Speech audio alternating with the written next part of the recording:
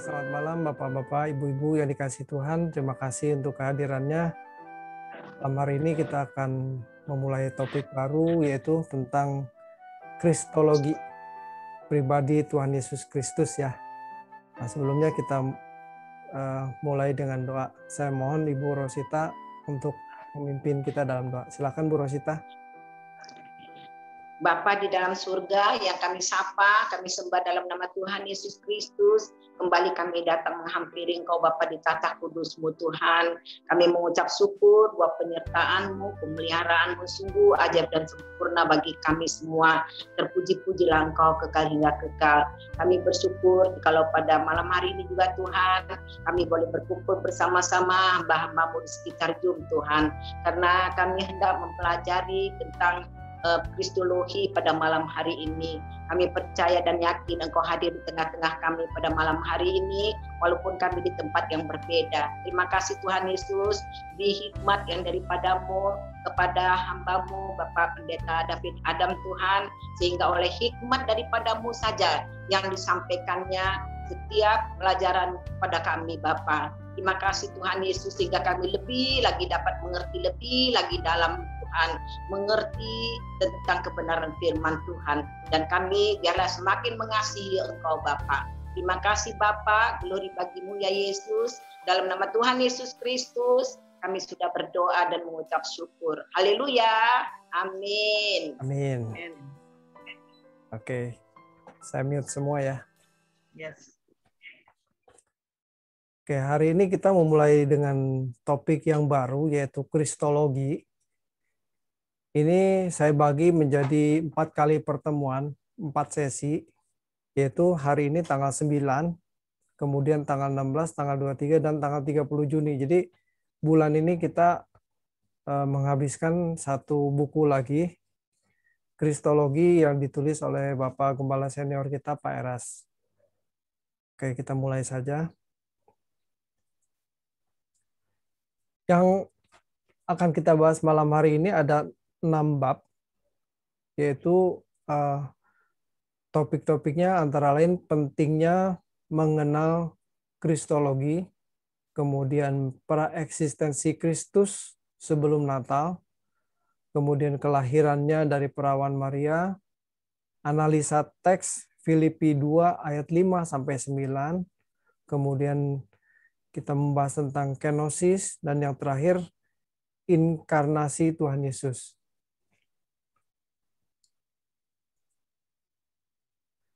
Kristologi itu terdiri dari berasal dari dua kata, yaitu Kristos dan Logos. Kristos menunjuk pribadi Tuhan Yesus Kristus, artinya tuh yang diurapi, dan Logos itu artinya ilmu. Jadi Kristologi adalah ilmu atau pengajaran mengenai seluk-beluk pribadi Kristus, seluruh keberadaan dan karyanya yang dinyatakan oleh Alkitab. Alkitab adalah satu-satunya narasumber yang orisinal, sah, benar, sempurna, dan tiada celah. Jadi kita belajar Kristologi ini tidak mengambil dari sumber lain. Kalau ada sumber-sumber lain, mungkin saja bisa mendukung atau bisa juga malah kontraproduktif ya. Jadi satu-satunya sumber untuk mempelajari tentang Kristus itu dari Alkitab. Nah, jika membandingkan Tuhan Yesus Kristus dengan semua tokoh yang ada dan pendirinya, maka mereka semua adalah manusia yang jelas dilahirkan dari hubungan suami istri. Sedangkan Tuhan Yesus tidak dilahirkan dari hubungan perkawinan dua insan manusia. Maria, ibu Yesus, mengandung oleh Roh Kudus. Yesus diyakini sebagai Allah berasal dari atas, tetapi semua tokoh agama adalah manusia yang berasal dari bumi. Semua tokoh agama mati dikubur, tetapi Yesus bangkit dari kematian dan naik ke surga. Jadi diyakini bahwa suatu hari akan datang kembali menghakimi semua orang. Mengenal Yesus Kristus sebagai Tuhan dan Juru Selamat merupakan anugerah yang tidak ternilai, sebab dialah satu-satunya jalan keselamatan yang disediakan. Tanpa pengorbanannya, maka manusia meluncur ke neraka, ke api kekal, tanpa ampun, tanpa penghakiman. Dan tidak ada cara lain yang dimiliki oleh Bapa untuk menyelamatkan umat manusia kecuali melalui pengorbanan putranya.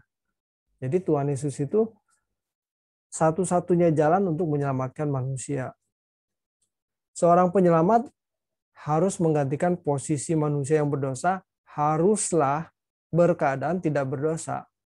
Jadi untuk menyelamatkan manusia yang berdosa itu harus orang yang tidak berdosa. Kalau sama-sama berdosa ya nggak bisa menyelamatkan. Keberadaan itu hanya ada pada diri Tuhan Yesus Kristus. Hanya orang yang tidak berdosa yang dapat menggantikan manusia yang berdosa. Kehidupan pribadi Tuhan Yesus adalah wajah yang dikehendaki oleh Allah dan yang sebenarnya harus dimiliki atau dikenakan oleh Adam, manusia pertama. Tetapi Adam gagal menjadi manusia seperti yang dikehendaki oleh Allah Bapa. Ini berarti Adam juga gagal menjadi corpus delicti atau manusia yang dapat membuktikan kesalahan Lucifer yang jatuh. Jadi sebetulnya kalau Adam itu tidak jatuh dalam dosa, maka sebetulnya Adam yang diharapkan dapat menjadi corpus delicti, memiliki ketaatan yang sempurna supaya bisa membuktikan bahwa iblis bersalah. Cuma karena Adam gagal, maka Tuhan Yesus harus turun menyelamatkan manusia.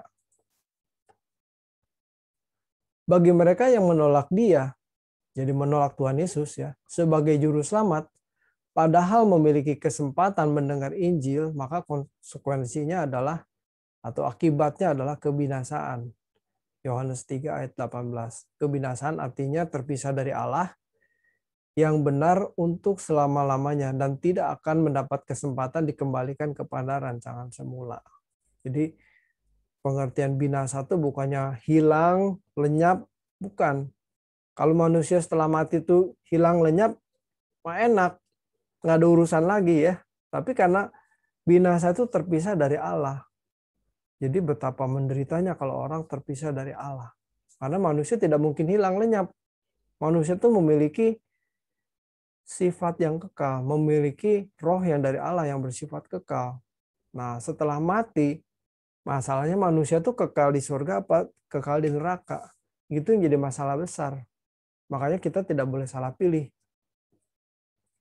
Sikap yang benar terhadap Kristus maksudnya adalah sikap batiniah dan sikap seluruh kehidupan orang percaya terhadap pribadinya. Di dalamnya termasuk cinta kasih yang harus semakin bertumbuh dan pengabdian yang sepenuhnya bagi Tuhan Yesus.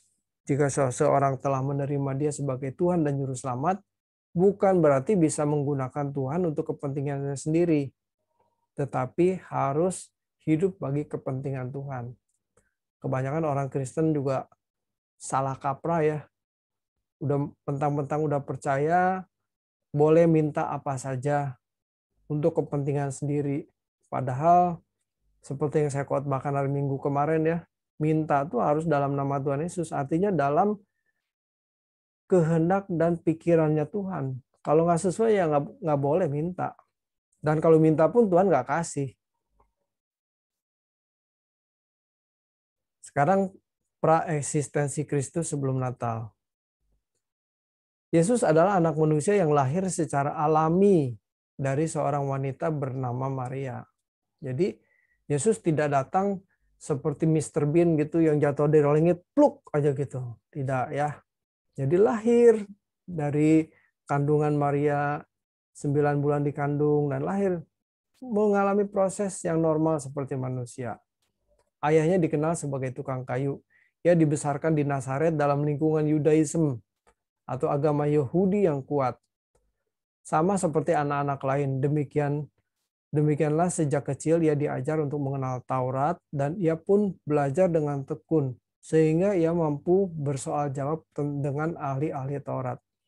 Saya membayangkan Tuhan Yesus itu ya, waktu umur 12 tahun, dia bisa berbincang-bincang dengan ahli Taurat. Itu kan lawannya pasti udah tua-tua semua tuh, udah senior-senior semua. Tuhan Yesus itu waktu itu masih berumur 12 tahun.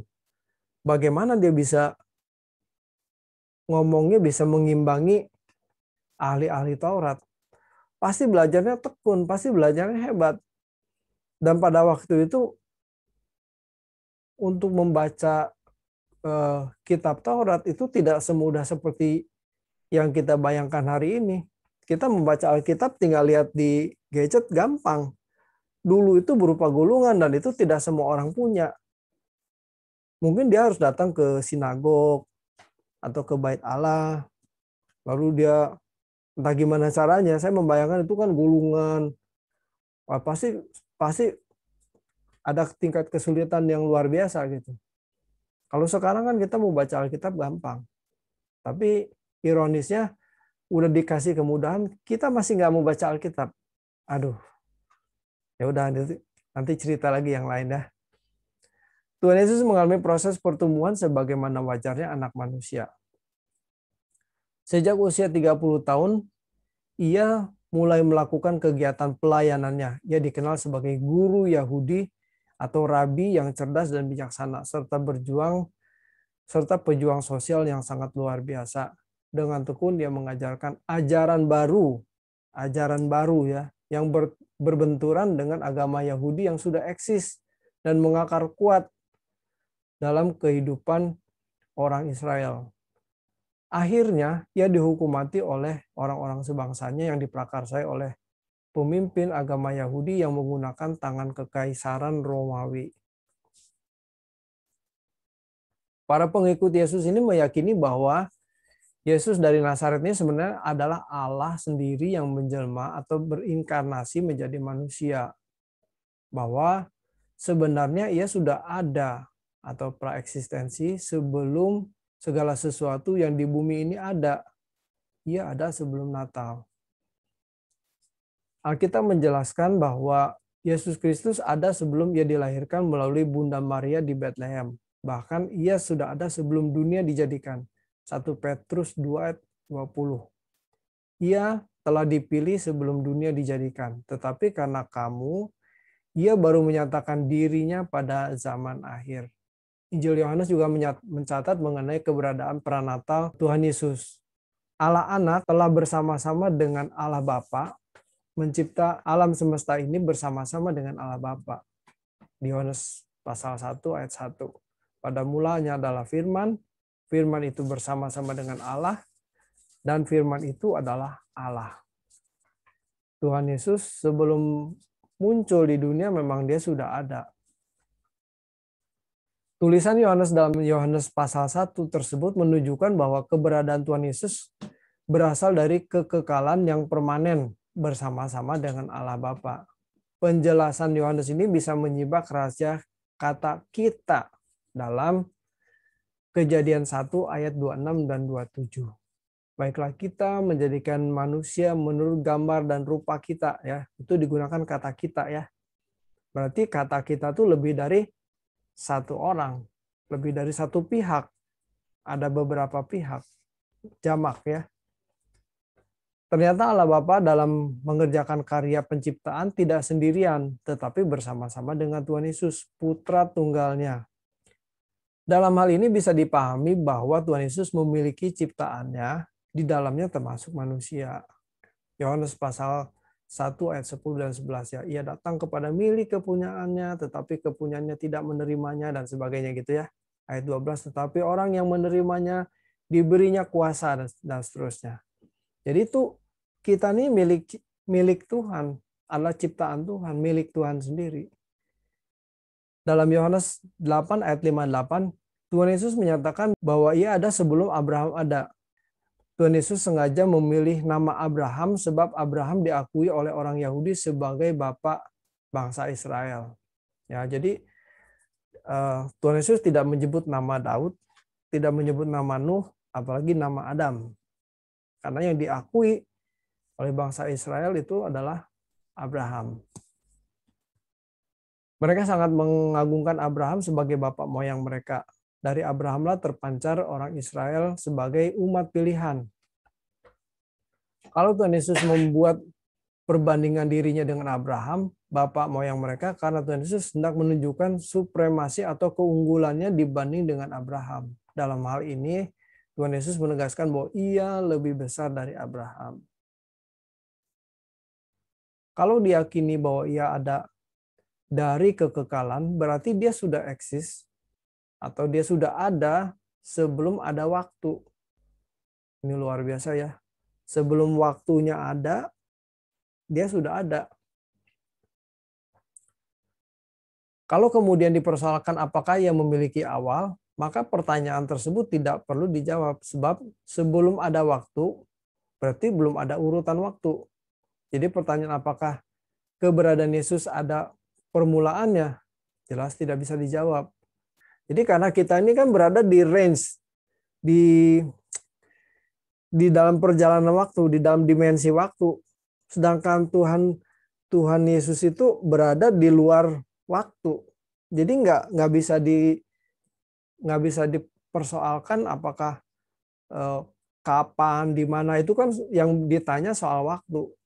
Jadi pertanyaan kapan tidak bisa dikenakan karena Tuhan kita tidak berada dalam perjalanan waktu. Gitu ya maksudnya.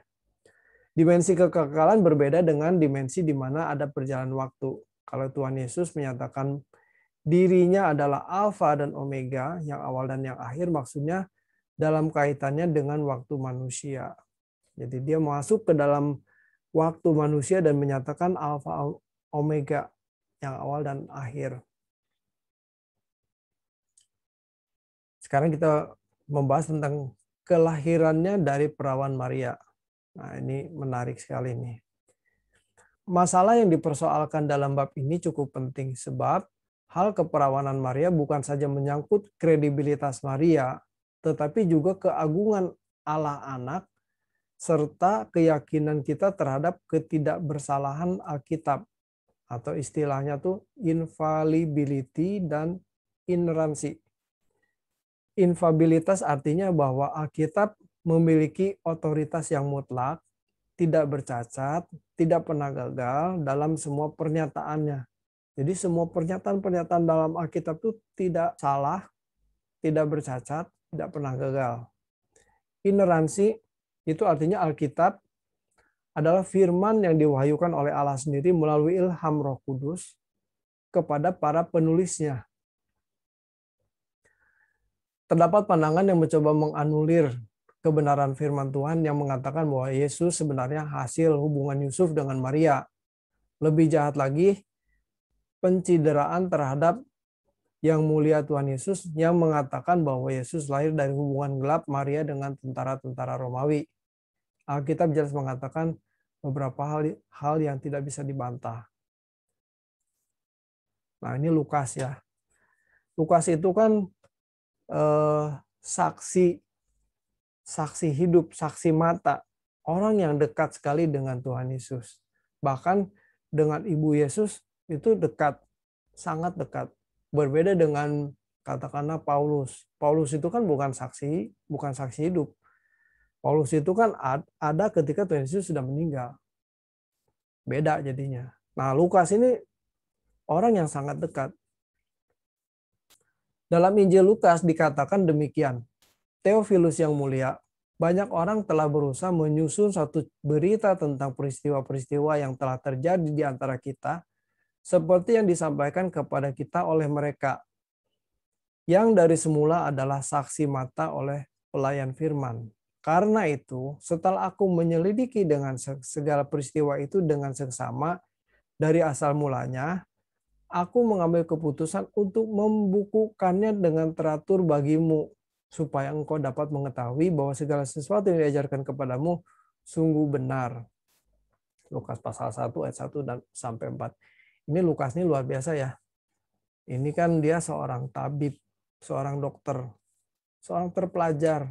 Jadi pasti kalau dia menyusun sebuah buku, dia pasti teliti dulu, ini bener nggak nih? Ini bener nggak gitu ya. Jadi nggak mungkin Lukas itu ngarang cerita. Bukan, karena dia bukan penulis buku. Bukan penulis novel gitu ya. Bisa bayangannya melayang kemana-mana terus dia karang cerita. Enggak. Dia seorang peneliti, dia seorang dokter, tabib. Lukas seorang terpelajar dengan sistematika berpikirnya yang baik melakukan penyelidikan dengan seksama. Kata menyelidiki dalam teks aslinya adalah parakolouteo. Ini susah nih bahasa Yunani ya. Yang artinya selain to follow closely, mengikuti dengan dekat, juga berarti to investigate, menyelidiki ya. Lukas melihat dari dekat dan menyelidikinya dengan seksama, khususnya mengenai fakta sekitar kelahiran Yesus. Ini berarti bukan hanya sekedar mendengar kata orang, tetapi ia mengadakan riset dengan seksama. Hebat ya. Kalau kita perhatikan di Injil Lukas itu catatan mengenai kelahiran Yesus itu paling lengkap, paling detail dibanding dengan Matius. Markus malah nggak ada, Yohanes juga nggak ada. Tapi dibanding dengan Matius, Lukas lebih detail. Menurut catatan Lukas pernah bersama-sama dengan Maria, ibu Yesus. Dengan demikian, tentu data yang diperoleh mengenai kelahiran Yesus sangat akurat. Tidak heran kalau Injil Lukas menjadi Injil yang paling lengkap menulis kisah kelahiran Yesus. Mengenai hal tersebut, tepatlah kalau Lukas mengatakan bahwa ia memperhatikan dari dekat. Lukas bukanlah penipu atau sengaja mengarang sebuah cerita yang bertentangan dengan fakta empiris. Perlu dipertimbangkan dengan serius kalau sudah menyangkut berita tentang malaikat dan di dalamnya melibatkan Allah yang mengutus, ini sesuatu yang dipandang sakral. Tidak boleh diragukan sedikit pun kebenarannya. Dalam hal tulisan, Lukas mencatat kata Maria kepada malaikat itu. Bagaimana hal itu mungkin terjadi karena aku belum bersuami. Jadi ini sudah jelas bahwa Maria itu belum berhubungan badan dengan Yusuf. Ya, itu dicatat dengan sangat jelas. Apakah pernyataan ini sebuah dusta? Malaikat yang mewakili Allah sendiri berkata, Roh Kudus akan turun atasmu dan kuasa Allah yang Maha Tinggi akan menaungi engkau. Sebab itu, anak yang akan kau lahirkan itu akan disebut kudus, anak Allah. Kalimat kau lahirkan itu akan disebut kudus, anak Allah. Bukan sebuah pernyataan yang main-main yang bisa dianggap remeh. Alkitab dengan jelas mengatakan bahwa Maria sedang bertunangan dengan Yusuf. Jadi bertunangan itu berarti belum menikah, belum sah sebagai suami istri, atau belum melakukan hubungan suami istri. Jika dipersoalkan bagaimana janin bisa ada dalam rahim seorang wanita tanpa proses pembuahan, dalam Injil Lukas jelas menyatakan bahwa ini adalah kemustahilan yang diubah menjadi tidak mustahil. Lukas 1 ayat 37. Ya, ini yang mustahil menjadi tidak mustahil. Hal ini harus dipandang sebagai sebuah kasus khusus. Tentu bagi Allah tidak ada yang mustahil. Sebagaimana Allah menciptakan Adam, manusia pertama, tanpa proses pembuahan, tentu Allah mampu juga melakukan hal yang serupa. Adam itu kan tanpa proses pembuahan. Kan nggak ada bapak ibunya itu. Allah mampu membuat Adam. Berarti Allah juga pasti mampu membuat Adam kedua, yaitu Tuhan Yesus. Yang harus memiliki keadaan seperti Adam yang dilahirkan tanpa melalui persetubuhan. Hal ini dimaksudkan agar memenuhi asas keadilan berhubung Adam kedua, Tuhan Yesus harus menggantikan tugas dari Adam yang pertama, yang gagal, yaitu sebagai corpus delicti. Jadi posisinya harus sama. Nggak bisa kalau Adam yang pertama dilahirkan dilahirkan tanpa hasil hubungan suami istri, terus Tuhan Yesus dilahirkan dari hasil hubungan Yusuf dengan Maria, itu kan nggak sama, posisinya nggak cocok gitu. Jadi harus sama persis. Jadi Adam dilahirkan tanpa proses pembuahan, nah Tuhan Yesus pun dilahirkan tanpa proses pembuahan. Jadi posisinya sama persis. Sekarang kita menganalisa teks di Filipi pasal 2 ayat 5 sampai 9. Ini sebetulnya Kalau kita baca di tulisannya Pak Eras lebih detail daripada apa yang saya jelaskan di PowerPoint ini ya. Tapi karena itu begitu rumit, jadi saya sederhanakan saja, jadinya begini. Filipi 2 ayat yang kelima. Hendaklah kamu dalam hidupmu bersama menaruh pikiran dan perasaan yang terdapat juga dalam Kristus Yesus. Nah, panggilan untuk meneladani Kristus bertalian dengan hidup bersama-sama dengan orang lain. Hal ini dimaksudkan bahwa meneladani gaya hidup Kristus bertujuan agar seseorang dapat menjadi berkat bagi orang lain. Ya. Maksudnya bahwa dimanapun ia berada, mendatangkan keuntungan bagi orang lain dalam bingkai pelayanan pekerjaan Tuhan. Nasihat-nasihat tersebut menunjukkan peta kehidupan orang percaya dalam persekutuan bersama dengan dalam keluarga Allah. Jadi keluarga Allah yang diciptakan atau yang diharapkan oleh Allah itu harus seperti teladannya Kristus. Pola pikirnya harus seperti Kristus. Nah, kata phroneisto itu dari akar kata phroneo. Ini sering kita dengar ya, kata phroneo.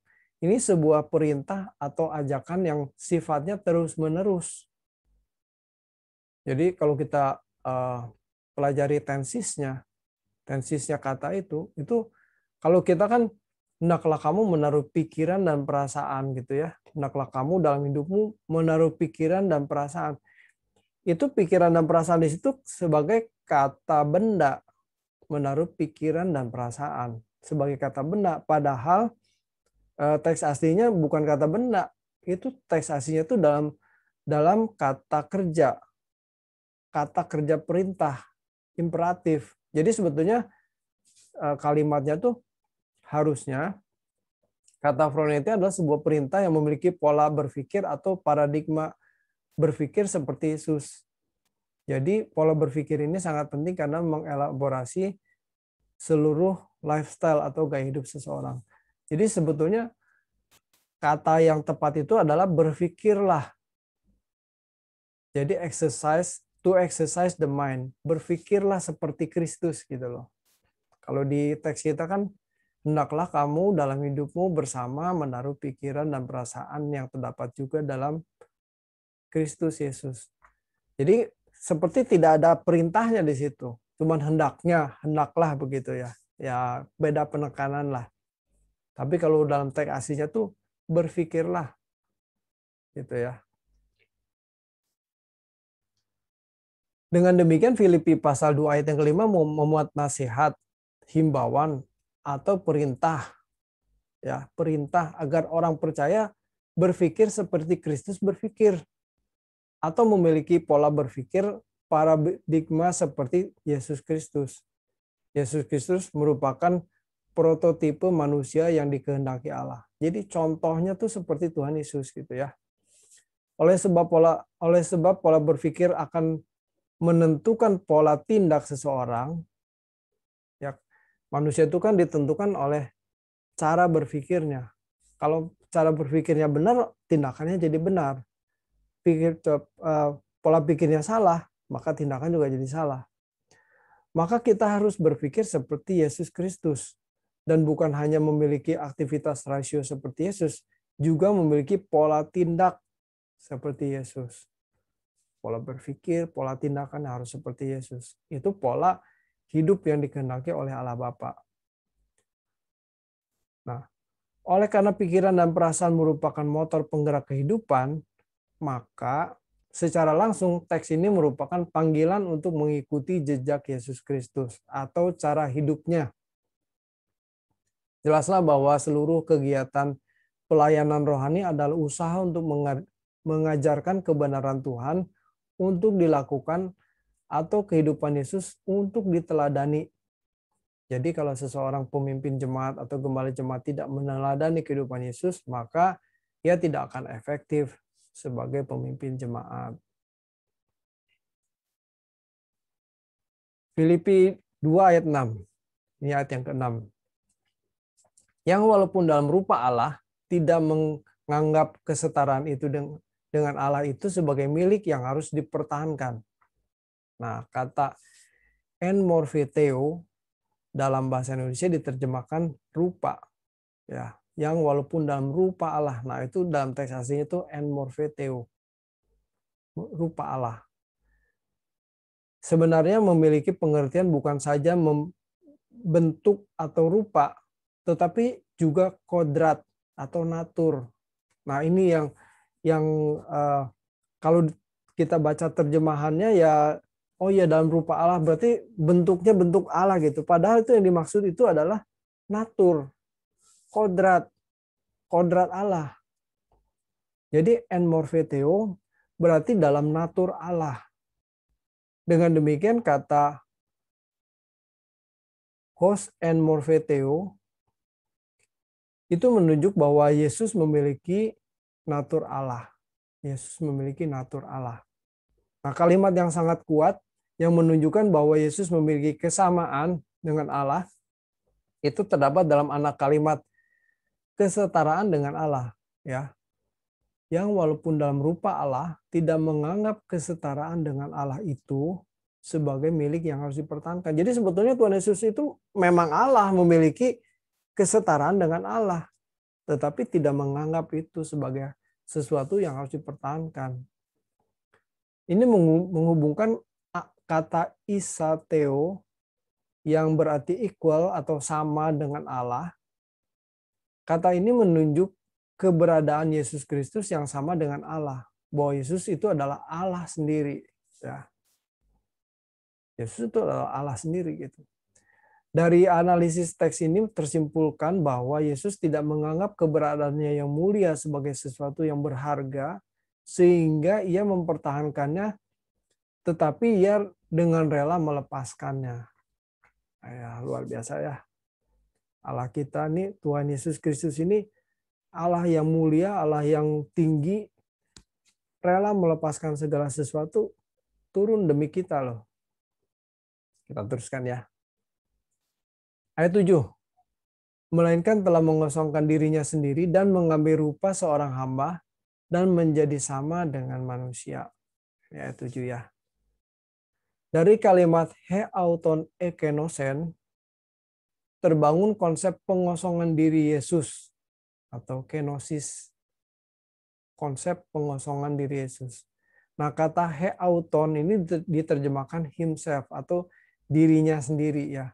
Untuk menekankan bahwa Yesus sendiri yang telah melakukan suatu tindakan bukan orang lain atau karena orang lain. Bukan dari pihak luar, tetapi dengan kerelaannya sendiri loh. Tuhan Yesus itu mengosongkan diri. Bukan dari pihak tekanan dari pihak luar, bukan. Tapi dengan rela Tuhan Yesus itu mengosongkan diri. Kata ekenosen berasal dari kata keno yang berarti to make empty. Mengosongkan ya. No reputation, void, atau be in vain. Be in vain itu tidak berguna. Void itu kosong. Yesus Kristus telah bertindak membuat diri sendiri tidak memiliki reputasi atau mengosongkan dirinya. Made himself of no reputation. Dari kata ekenosen inilah terbangun teori kenosis yang merupakan esensi dari perendahan diri Yesus Kristus yang luar biasa. Merendahkan diri dengan luar biasa. Dalam terjemahan bahasa Indonesia ditulis dan menjadi sama dengan manusia. Kata en homoiomati berarti dalam kesamaan, likeness, atau kemiripan wujud. Nah, kata itu hendak menunjukkan bahwa Yesus Kristus oleh kehendaknya sendiri telah membuat dirinya menjadi sama dengan manusia dalam wujud nyata, bukan tubuh maya. Ayat 8. Dan dalam keadaan sebagai manusia, ia telah merendahkan dirinya dan taat sampai mati, bahkan sampai mati di kayu salib. Nah, kata penting dalam teks ini menunjuk bahwa esensi pelayanan Yesus Kristus adalah etapenosen. Ini banyak kata bahasa Yunani ya. Kata ini memiliki pengertian antara lain to depress, to humiliate, to abase, to bring low, humble. Nah, kata tapeino ini hendak menunjuk kesediaannya merendahkan diri dan kerelaan. Merendahkan diri dengan kerelaan. Kerendahan hati yang diekspresikan dalam ketaatan Yesus Kristus adalah ketaatan yang unconditional atau tidak bersyarat. Ketaatannya adalah ketaatan sampai mati, bahkan sampai mati di kayu salib. Goalnya ini mati.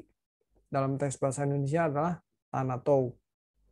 Kematian di sini adalah kematian jasmani, kerendahan hati Tuhan Yesus yang diekspresikan dengan ketaatannya yang luar biasa sampai mati di kayu salib. Ini kalau kita suruh mati, belum tentu kita mau. Apalagi untuk orang yang tidak kenal. Boro-boro mati, berkorban aja untuk orang yang tidak kenal kita nggak mau. Tapi Tuhan Yesus itu kita belum lahir, dia udah korbanin dirinya untuk kita. Waduh, luar biasa. Ayat 9. Itulah sebabnya Allah meninggikan dia dan mengaruniakan kepadanya nama di atas segala nama. Dalam ayat ini hendak ditekankan bahwa kemenangan Yesus adalah ketika ia taat sampai mati di kayu salib. Jadi bagaimana cara Yesus mengalahkan iblis? Itu dengan cara dia taat sampai mati di kayu salib. Jadi mengalahkan iblis itu dengan ketaatan. Bukan dengan peperangan, bukan. Tapi dengan ketaatan. Dan kemenangannya menjadikan ia layak menerima pemberian Bapa, Hotheos, sebagai anugerah. Kemuliaan yang diberikan Bapa kepada Yesus Kristus tersebut ditandai dengan ia memiliki nama di atas segala nama. Maksudnya ialah menjadi terhormat, lebih terhormat dari semua orang. Paulus menjelaskan kemuliaan tersebut dengan kalimat, supaya dalam nama Yesus bertekuk lutut segala yang ada di langit dan yang ada di bumi dan segala yang ada di bawah bumi dan segala lidah mengaku Yesus Kristus adalah Tuhan bagi kemuliaan Allah Bapa. Yesus Tuhan bukan bagi kemuliaan dirinya sendiri ya, tapi bagi kemuliaan Allah Bapa. Ini kenosis. Kenosis tadi apa? Pengosongan diri ya. Tuhan Yesus datang ke dunia dengan mengosongkan diri. Pengosongan diri ini dikenal dengan istilah kenosis. Kenosis adalah pengosongan diri Allah anak secara total atau mutlak dalam tugas penyelamatan umat manusia. Kebenaran ini ditulis dalam Filipi 2 ayat 5-8. Tentu kita tidak meragukan ilham dan hikmat Paulus yang diperolehnya dari Roh Kudus. Apa yang dikatakan Paulus dalam tulisan ini pasti memiliki akurasi yang tidak bisa atau tidak boleh dibantah. Jika Allah Anak disamakan dengan Allah Bapa, seperti konsep unitas, bahwa Allah Bapa adalah Tuhan Yesus, maka tidak pernah terjadi peristiwa inkarnasi. Kan kalau Allah Bapa sama dengan Allah Anak ya itu juga. Ini kan beda gitu.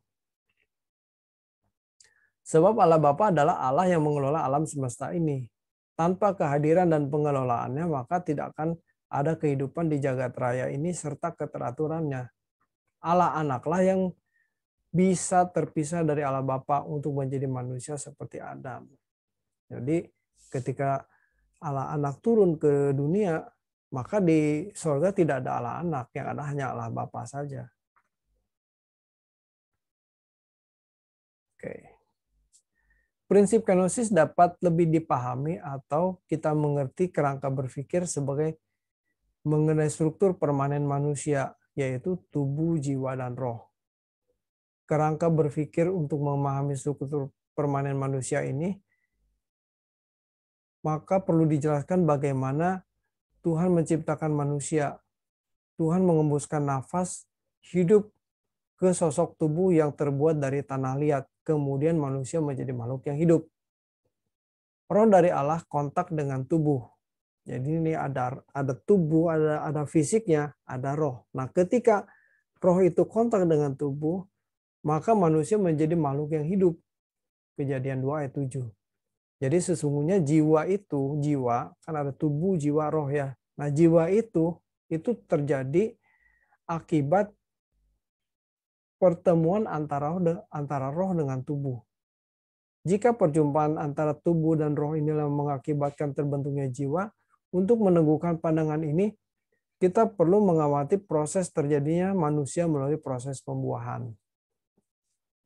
Nah, dalam proses inkarnasi, tidak ada proses pembuahan seperti lazimnya pembuahan pada rahim wanita. Kehamilan Maria adalah aseksual, artinya tidak ada hubungan badan antara pria dan wanita. Malaikat memberitahu kepada Maria bahwa ia akan mengandung oleh Roh Kudus. Lukas pasal 1 ayat 5. Dengan cara ajaib, Roh Kudus memproses kehamilan tersebut. Roh Kudus adalah Allah sendiri, jadi roh yang menjadi zikot dalam rahim Maria adalah roh Allah. Dengan kata lain, Allah melakukan inseminasi tanpa proses pembuahan ke rahim Maria untuk kelahiran putra tunggalnya. Selanjutnya proses progresivitas anak Allah tersebut berlangsung seperti manusia lainnya. Jadi ketika lahir sebagai bayi, nah dia mengalami proses pertumbuhan seperti manusia lainnya. Tapi proses pembuahannya beda karena Tuhan Yesus tidak melalui proses pembuahan, tapi rohnya sendiri yang langsung diinseminasi gitu ya. Sangatlah keliru kalau Tuhan Yesus dituduh menggunakan keilahiannya selama ia menjalani hidup di bumi, memakai daging seperti manusia. Dengan kemampuan ekstra tersebut, Tuhan Yesus dapat menyukakan hati Bapa. Tidak mungkin Allah Bapa memerintahkan orang percaya untuk menjadi seperti putranya, sementara Tuhan Yesus menggunakan keilahiannya, sedangkan orang percaya tidak memiliki kuasa yang sama. Jadi, kalau Tuhan Yesus mengatakan, "Hendaklah kamu sempurna seperti Bapamu yang di surga adalah sempurna." Itu kalau Tuhan Yesus menggunakan keilahiannya, nggak fair dong. Nah, dia kan Allah, bisa sempurna. Nah, kita kan manusia. Nah, Tuhan Yesus tidak menggunakan keilahiannya karena waktu dia hidup sebagai manusia, dia benar-benar manusia. Dia kenosis, mengosongkan diri. Jadi fair, sama-sama sebagai manusia. Nah, karena Tuhan Yesus mengosongkan diri, maka ia harus hidup dalam ketergantungan penuh kepada Allah. Ia harus mempelajari firman Allah, serta dipenuhi karunia-karunia. Inilah bekal-bekal yang membuat ia mampu beradaptasi berhadapan dengan Bapa Surgawi. Ya, jadi manusia tuh kalau memang berhubungan dengan surga, ya dia bisa berkomunikasi karena memang manusia itu memiliki roh yang berasal dari Allah. Jadi, nah ini penting ya. Kalau kita berpikir, iya ya, kenosis ya manusia itu. Tapi kan beda, Tuhan Yesus bisa membangkitkan orang mati loh. Tuhan Yesus bisa berjalan air loh, berjalan di atas air. Kan dia Allah. Nah ini kalimatnya nih. Jadi kalau ia bisa berjalan di atas air, membangkitkan orang mati, dan segala keajaiban lainnya, bukan karena ia adalah Allah, tetapi karunia yang ada padanya dari Allah Bapa. Jadi dikasih karunia oleh Allah Bapa. Apa yang dikerjakannya itu juga bisa dikerjakan oleh orang percaya yang diberikan karunia oleh Allah Bapa. Jadi sebenarnya kita juga bisa. Kalau Tuhan mau, kalau Tuhan kasih karunia pasti bisa.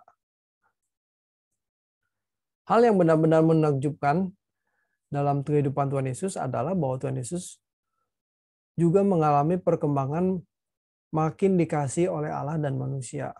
Ya, jadi Tuhan Yesus itu juga karena belajar, bertumbuh, terus nah ini kita mencatat mengalami perkembangan makin dikasih oleh Allah dan manusia. Ia tidak menjadi otomatis berkenan kepada Allah. Tidak lahir-lahir plek langsung berkenan, tidak. Sekalipun ia adalah anak tunggalnya, jadi seandainya Tuhan Yesus bersikap tidak benar, maka Bapa pun bisa tidak berkenan kepadanya. Tetapi seperti yang dikemukakan dalam kitab Ibrani bahwa ia dalam segala hal disamakan dengan manusia. Dan sekalipun ia adalah anak, tetapi ia belajar taat. Nah, ada kata belajar tuh ya, berarti ada proses. Kan kalau orang belajar nggak langsung pinter. Tetapi ia belajar taat kepada Bapa dari apa yang dideritanya. Ibrani 5 ayat 8. Rupanya Allah Bapa tidak nepotisme, walaupun Tuhan Yesus adalah anaknya, Tetapi Tuhan Yesus tidak diperlakukan istimewa.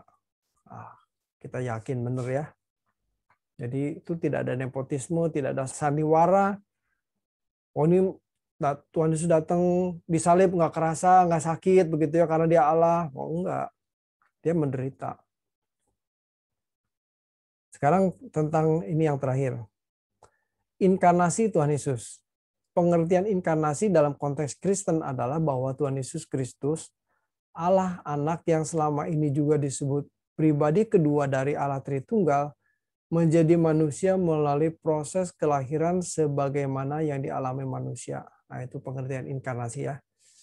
Mengalami proses kelahiran sebagaimana dialami manusia.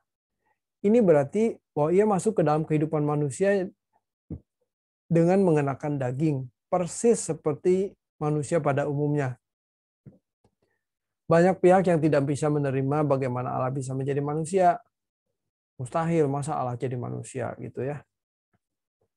Mereka tidak memahami bahwa yang menjadi manusia adalah Allah anak, bukan Allah Bapa. Allah Bapa tidak pernah bisa dilihat dan tidak pernah bisa berubah. Bapa adalah roh. Bapa tidak pernah menjadi manusia.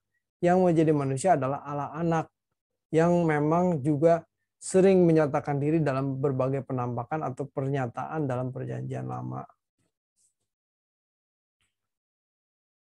Cara kehadiran anak Allah yang demikian sederhana membuat orang Yahudi itu menantikan Mesias dan meragukan Tuhan Yesus sebagai Mesias. Orang Yahudi pikir kalau datang sebagai raja, masa datangnya di kandang domba begitu kan? Orang Yahudi mengharapkan paling tidak ia bukan berasal dari keluarga miskin seperti keluarga Yusuf dan Maria. Bagi orang Yahudi, keberadaan Tuhan Yesus sangat tidak meyakinkan. Rupanya orang Yahudi sudah memiliki konsep Mesias menurut versinya. Keberadaan Tuhan Yesus bukanlah Mesias versi mereka.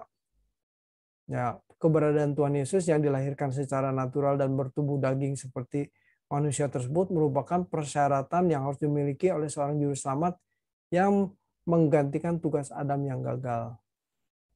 Jadi bukan sebagai raja, tetapi sebagai manusia. Itulah sebabnya dalam segala hal ia disamakan dengan manusia.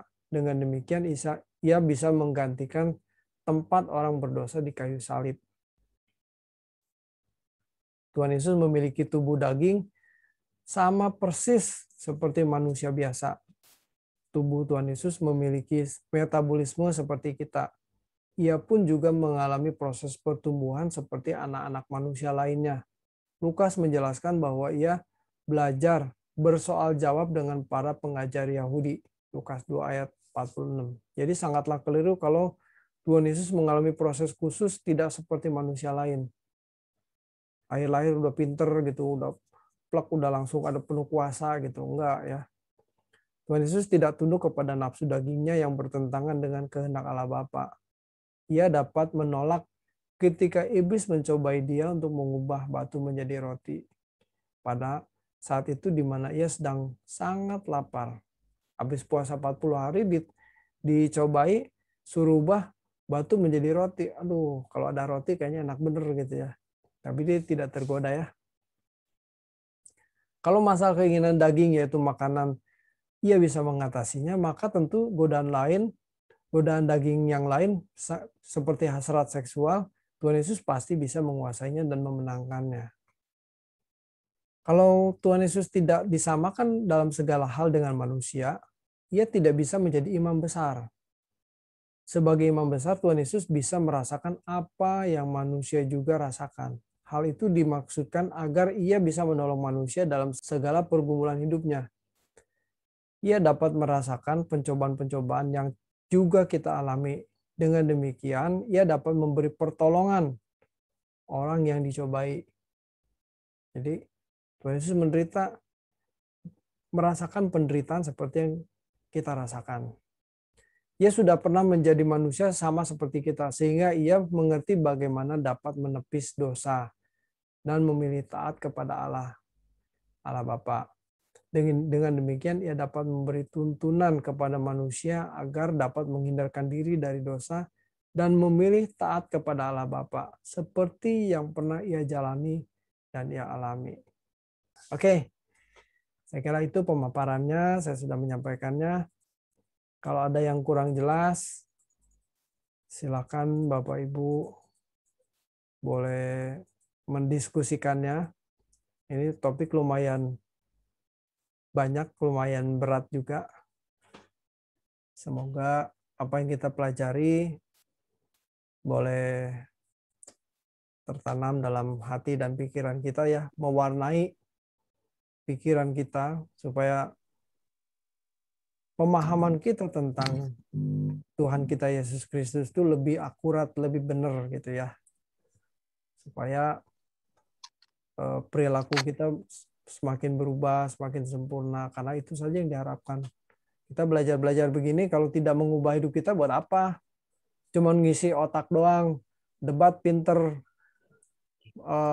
ngomong tentang Tuhan pinter buat apa kalau tidak mengubah hidup kita, begitu. Ya, oke, saya kira kita tutup aja ya untuk acara kita malam hari ini. Saya mohon Pak Agus untuk menutup acara kita dalam doa. Silakan Pak Agus. Ya, mari kita bersatu dalam doa. Kita tenangkan hati dan pikiran kita, Bapak Ibu. Bapak dalam surga, terima kasih Tuhan. Terima kasih atas kesempatan yang Tuhan berikan kepada kami bisa ikut di dalam pendalaman Alkitab ini, Bapak. Walaupun kami dipertemukan di dalam bentuk Zoom, walaupun kami tidak saling bertatap muka, Tuhan, tapi itu menunjukkan kerinduan kami untuk bisa mendalami firman-Mu, Tuhan, untuk bisa sharing dan saling menguatkan, Bapak. Kami rindu Tuhan, Tuhan juga menyertai gembala sidang kami, Tuhan, mulai dari Pak Eras Tuhan, Bapak Ferry Kencem, dan juga Pak David Tuhan. Demikian juga dengan para pengurus Tuhan, yang khususnya di GSKI Perdatam, Bapak. Kami serahkan Tuhan ke dalam tangan perlindungan Tuhan, juga para orang tua kami, orang tua rohani kami, Bapak, yang mana Tuhan mereka sudah memberikan pelayanan terbaik bagi kami, Tuhan. Tak lupa kami mendoakan yang hadir di sini, ada Pak James, ada juga Ibu Sance, dan juga Ibu Endang, Ibu Remi, dan juga semua yang lain yang hadir, Tuhan. Bahkan Tuhan, kami rindu, kami bisa bertumbuh bersama Tuhan, dan keluarga kami juga bisa kami bawa untuk bisa mendapatkan kebenaran firman-Mu, Bapak. Terima kasih, Bapak. Tak lupa Tuhan, kami rindu orang-orang di sekitar kami, Bapak, tetangga kami juga mendapatkan pencerahan dari kami sendiri, Tuhan, dan menjadi pelaku firman-Mu, Bapak. Terima kasih, Bapak.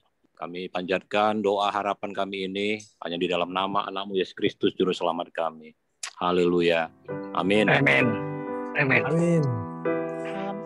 Terima kasih Bu Endang. Amin.